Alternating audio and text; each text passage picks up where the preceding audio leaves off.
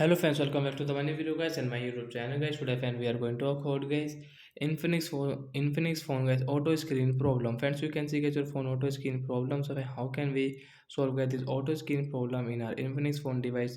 Today friends I will show you, I will tell you in this video guys. So before starting video friends, first of all go and subscribe the channel guys.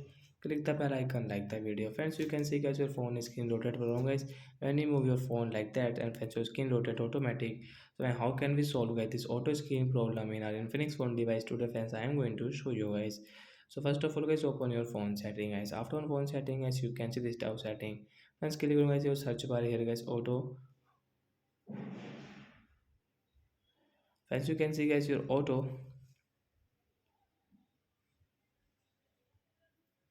As you can see, auto rotate screen guys, tap here, and friends direct guys, you can see guys the auto rotate screen right side is on, so guys tap here to solve this problem. Friends, come back. Friends, you can see guys your screen problem has solved. Friends, you can use your phone without guys your screen rotate problem. You can use easily guys now. So like that guys, we can solve guys this auto screen problem in an Infinix phone device. So bye bye friends, thanks for watching.